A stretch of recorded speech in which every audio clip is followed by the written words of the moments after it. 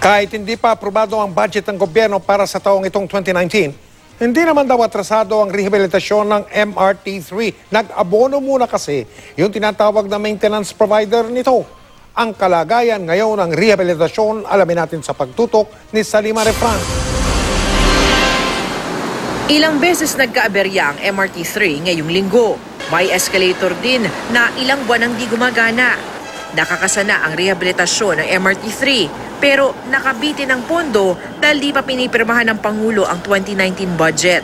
Pero ayon sa Transportation Department, tuloy lang ito dahil sinagot na raw muna ng maintenance provider na Sumitomo ang gastusin. Minarapat po nila na para pong abunuhan na sila po muna ang mag-advance ng pagbili ng mga kinakailangan na components at mga spare parts.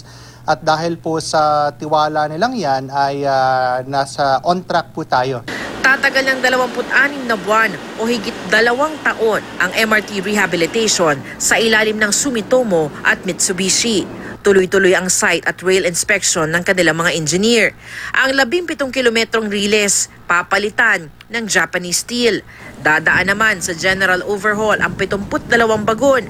Aayusin din ang catenary lines, signaling at power system ng MRT-3. Pati mga escalator, elevator at maging mga banyo, bahagi rin ng rehabilitasyon.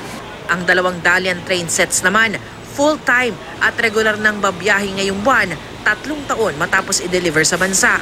Sa Holy Week naman, dadaan sa general maintenance ng MRT at sasailalim sa accelerated grinding ang mga riles. Kung gumanda po yung takbo, mabawasan yung tagtag, ibig po sabihin ay makakapag-increase tayo ng konti ng speed. Kung kaya po natin mag-increase ng speed restriction to 35 or 40, yan po ay makakatulong. Salima Refran, nakatutok, 24 oras.